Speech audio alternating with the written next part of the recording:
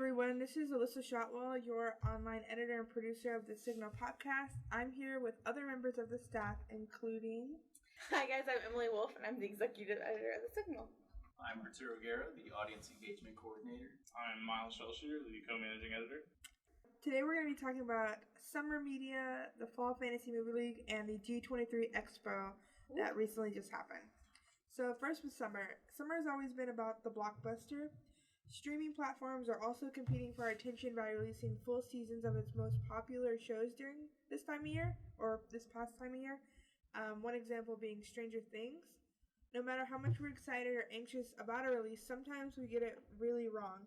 It might be you thought it was going to blow you away and it didn't, or you went in expecting it to be terrible and you're now on the cusp of creating a Stan account.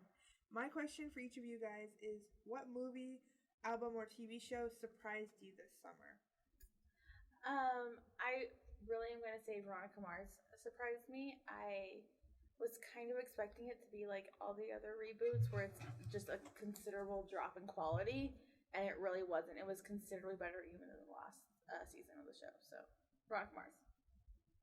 I think I'm going to have to say The Boys. The ending just, the whole time you're stringed along thinking one thing, and then in the very last episode it just kind of flips the script, so.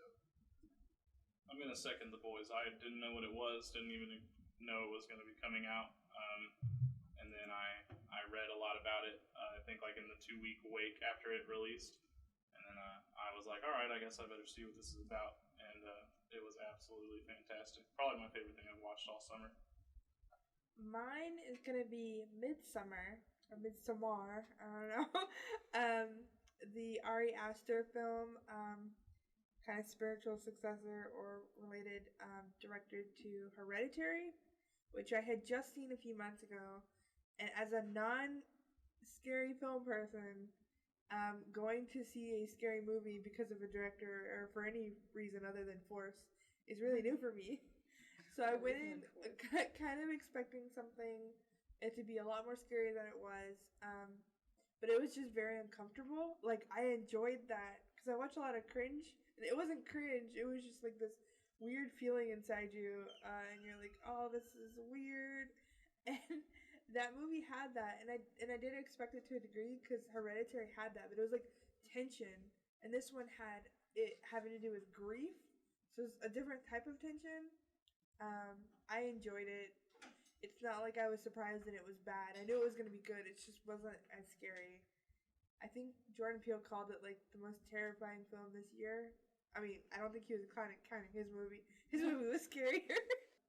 Is there any other things that surprised you guys this summer? Yes, I just forgot about it. The Beverly Hills reboot, because I kind of watched the OG series and I really liked like the reboot they did 90210. Really liked that. Was really looking forward to it, and it might have possibly been the worst hour of television ever. They basically were just playing not their characters, like fictionalized lives of their real like person. Like they were like Tori and Jenny, and I'm like, no, stop that. I was so mad, and I was like, this is the worst. But yeah, don't watch that. So in addition to some of the media we mentioned today to watch and I guess not watch in the case of Beverly Hills, so bad. We released a boatload of staff picks this summer, including things about our favorite and least favorite books. Miles did staff picks of foreign language media that includes anime, and more summer lists, and you can find them at UHCL, Before we talk about D23 and Star Wars and Marvel, I wanted to remind everyone that last week on September 3rd, the 2019 Fall Fantasy Movie League began. The Fantasy Movie League is a competition the Signal holds on the Fantasy Movie League app and is played similarly to fantasy football. Instead of picking players and building your dream team, you pick movies for the perfect box office lineup every week, and points are accumulated.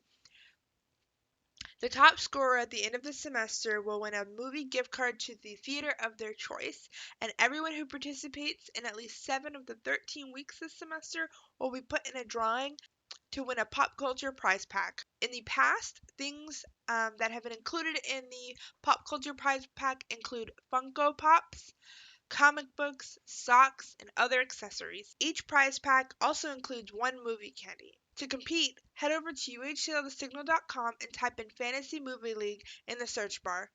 Make sure you join our league and fill out the Google form at the bottom of the page as well. Returning contestants, please make sure you head over to the new Signal Movie League so you can compete this semester and in future ones.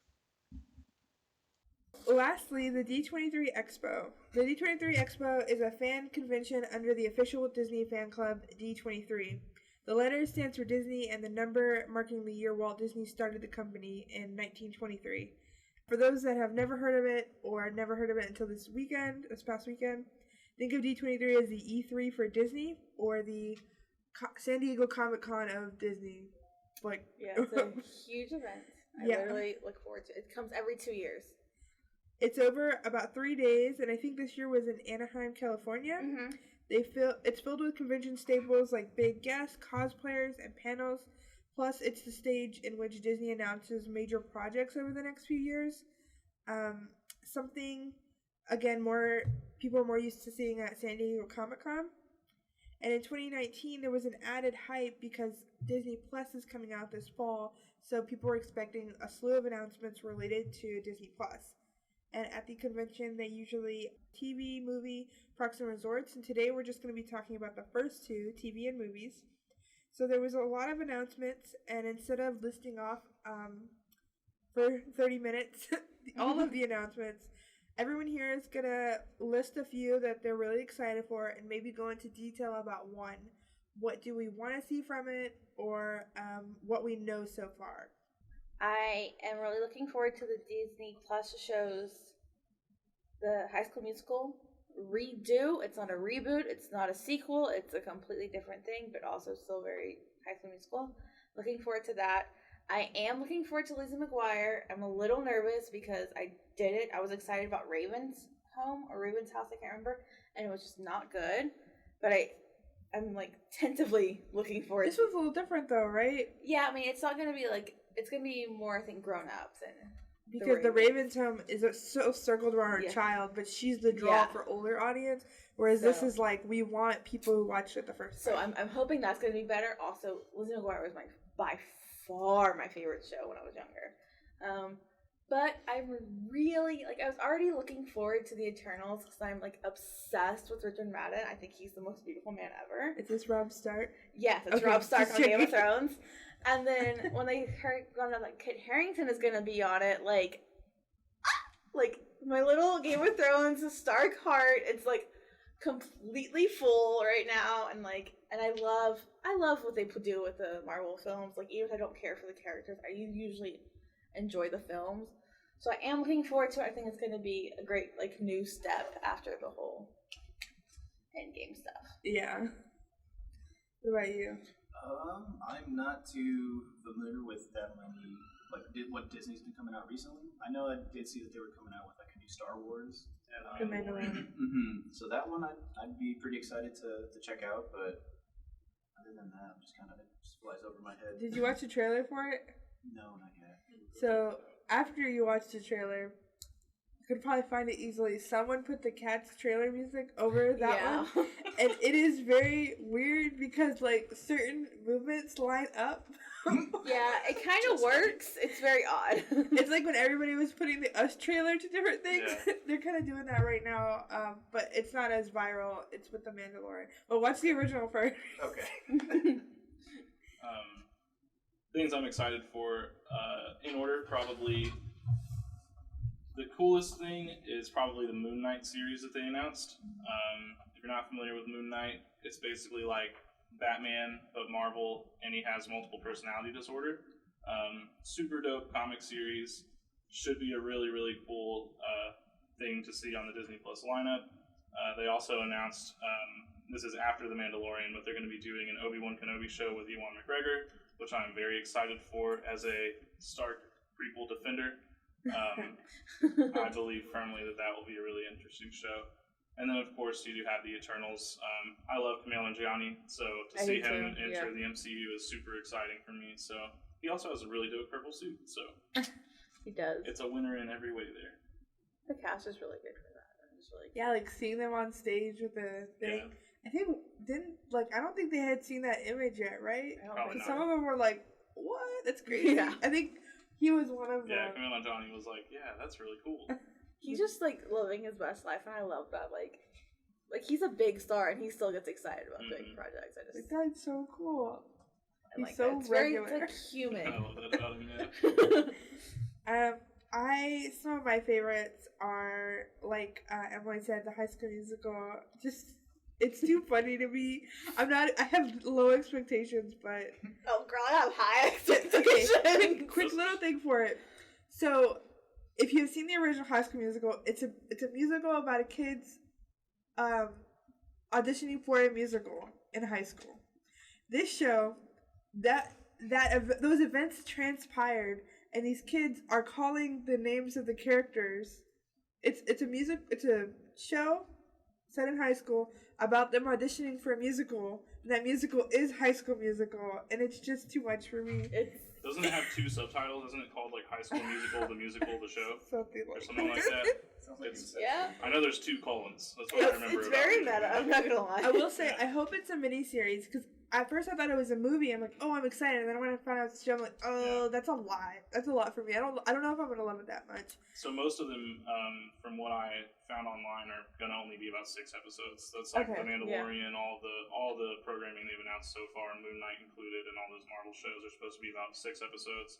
The only exception, I think, is the Marvel Studios What If, and that one's approved at least for 23. Maybe it's 26 episodes. I don't I'm remember. super excited for that. That's Yeah, I gonna be am awesome. too. Yeah. I think that's probably the one I know the least about, but the one I am most excited for.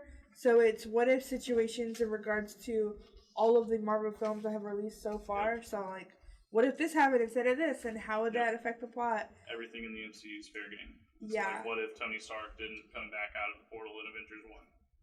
Yeah. Do we know if that's animated? Yes. It's gonna be Okay, animated. good. And like everyone is like Yeah. signed on. All the original cast members are signed on for voice cast. They're like, yes, give us more money, like, Yep. so we could still do the same Mhm. stuff in pajamas. I think Exactly. the other than what we've mentioned and the Liz McGuire as well, the thing I'm excited for, but I'm kind of iffy about is She-Hulk. Because I have been wanting this. When Netflix had the Marvel series, I'm like, oh my god, and then her and Matt Murdock go to court against each other, and then Jessica Jones gets in there, and now I'm like, oh, I mean, I'm excited, but I don't know. I'm kind of iffy. I'm looking forward to it. I am looking forward to because they just announced that Emily Van Camp is going to reprise her role for the Falcon and Winter Soldier series, and so like my 3 favorite characters all in one. Yeah, when they were saying the announcements, I'm like, Emily is like having a seizure right now. Oh my god, Emily was just like dying. I was like, yes, this is what I really wanted. And this was like just day one, like all weekend they had Yeah, announcements. the best day I will say was probably the Disney Plus day, Disney Parks Day. So we encourage you to go look online and look at the full lineup. There's literally something for everybody. Let us know what you guys think and what your favorite of the announcements is and why. And if it's one we already mentioned, especially so. Thanks everybody for listening and for Emily, Arturo, and Miles coming on. Don't forget to sign up for our Fantasy Movie League and follow us on Facebook, Instagram, and Twitter at UHCL The Signal for the latest stories affecting your campus and community. And also go online to UHCLthesignal.com.